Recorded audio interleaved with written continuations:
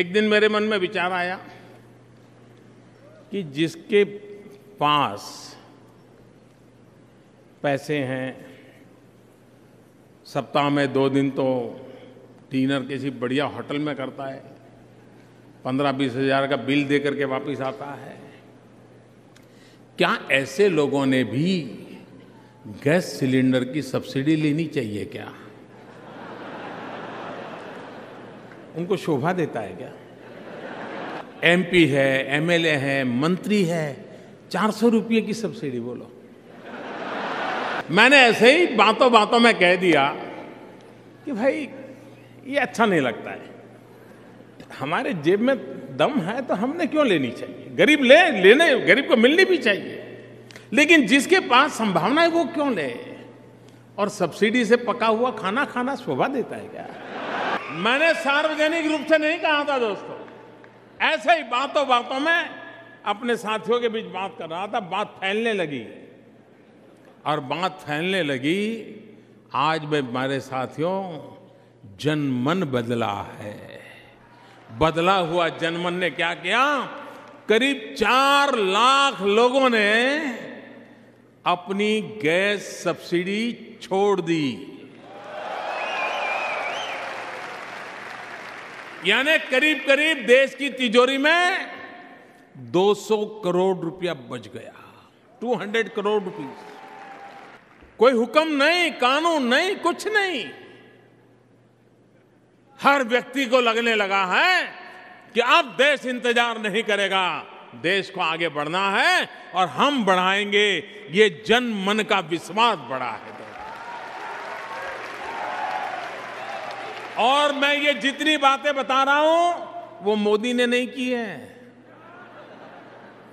देश के सामान्य नागरिक ने की है दोस्तों। सामान्य नागरिक के मन में एक नया मुंह मिजाज पैदा हुआ है। एक आनंददायक घटना मैं देख रहा हूं मित्रों। और मैंने फिर पब्लिकली एक बार अनाउंस किया, पब्लिकली ऐसा कहा मैंने, लोगों से सार्वजनिक रूप से अभी 5-6 दिन पहले ही कहा है। मैंने कहा कि मेरा सबसे आग्रह है कि जिसके जेब में दम है वो गैस की सब्सिडी लेना छोड़ दें। मुझे विश्वास है कि आने वाले दिनों में लोग छोड़ देंगे। लेकिन मैंने उनसे एक बात और कही, मैंने कहा जो लोग गैस की सब्सिडी छोड़ेंगे वो पैसा मैं सरकार की तिजोरी में नहीं डालूंगा। इसका मतलब ये नहीं कि मेरे जेब में डालूंगा। मैंने कहा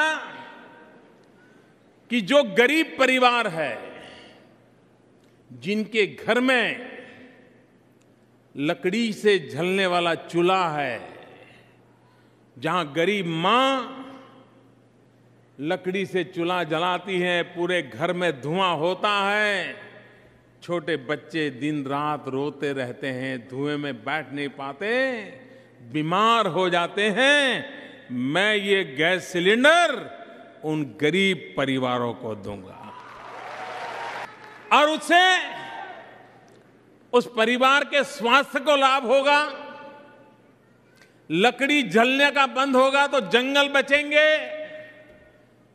धुआं नहीं होगा तो पर्यावरण बचेगा, जंगल बचेंगे तो पर्यावरण में वृद्धि होगी। एक इंसान सब्सिडी छोड़ता है, कितने फायदे हो सकते हैं जिसका आप अनुमान लगा सकते हैं। और जन मन बदला है, उसके कारण ये परिणाम आ रहा है। आपको हैरानी होगी, सबसे बड़ी सरप्राइज घटना बता दूं मैं, सबसे बड़ी सरप्राइज, मेरे लिए भी सरप्राइज है, लेकिन वो सुखद आश्चर्य है मेरे लिए, सुखद आश्चर्य है। एक अखबार के मालिक ने मुझे चिट्ठी लिखी है। बताइए सुखद आश्चर्य है कि नहीं है? अखबार के मालिक ने चिट्ठी लिखी है और उसने मुझे लिखा है कि मोदी जी जो मूड है देश का, उससे लगता है, और हमने हमारे अखबार की एक नीति बनाई है, और वो नीति ये है कि सप्ताह में 1 दिन हमारा अखबार सिर्फ और सिर्फ पॉजिटिव न्यूज ही छापेगा।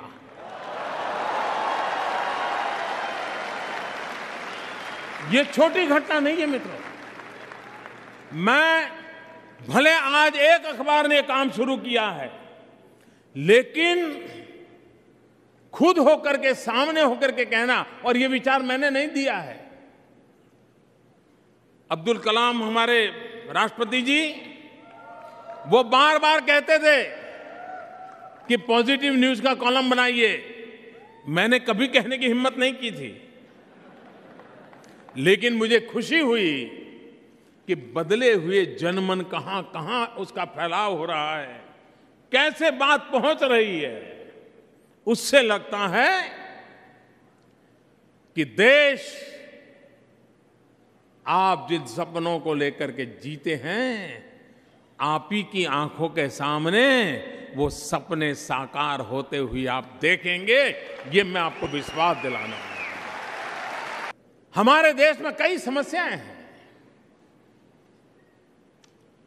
लेकिन उन समस्याओं का समाधान एक ही जड़ी बूटी में है।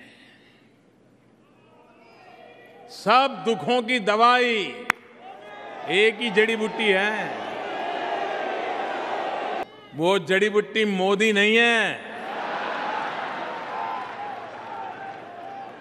वो जड़ी बूटी, उस जड़ी बूटी का नाम है विकास। हमारी सभी समस्याओं का समाधान है कि हम देश में विकास के एजेंडा पर आगे बढ़े, हम विकास करें। और मैं बताता हूं भाइयों बहनों, भारत के अंदर ताकत है, सिर्फ अवसर चाहिए, अवसर चाहिए। पिछले 10 साल में हमारे देश में प्रतिदिन, एवरी डे, जो रोड का कंस्ट्रक्शन होता था वो 2 किलोमीटर होता था पर डे, और पिछले 10 महीने से पर डे 11 किलोमीटर होता है। यानी आप देख सकते हैं कि विकास 11 है इन्हें, मैं कोई बहुत बड़ी बात नहीं बता रहा, लेकिन तुलनात्मक रूप से पता चलेगा कि हम कैसे आगे बढ़ रहे हैं। और भाइयों बहनों, विकास का रास्ता ही देश को आगे ले जाएगा। आप कल्पना कीजिए, भारत के पास आज कौन सी बड़ी संपत्ति है। मेरे नौजवान साथियों, भारत के पास वो संपत्ति है जो दुनिया में किसी के पास नहीं है, और वो है भारत की 65% जनसंख्या 35 से कम उम्र की है। हिंदुस्तान नौजवान है,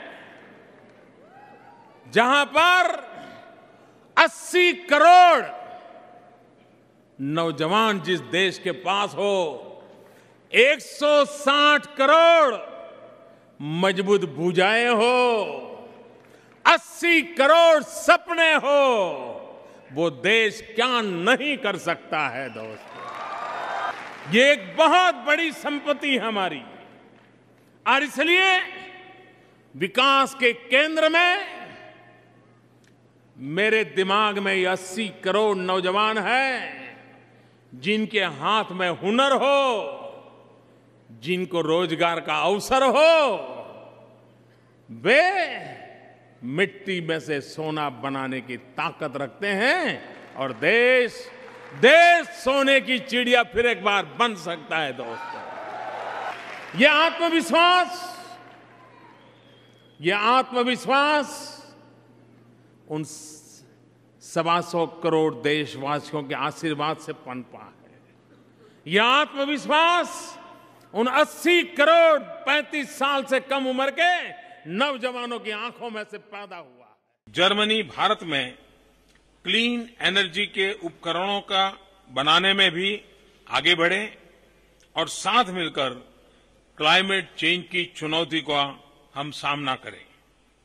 भारत मैन्युफैक्चरिंग हब बनेगा और इंफ्रास्ट्रक्चर का विस्तार होगा तो ट्रेड के लिए भी लाभदायक होगा।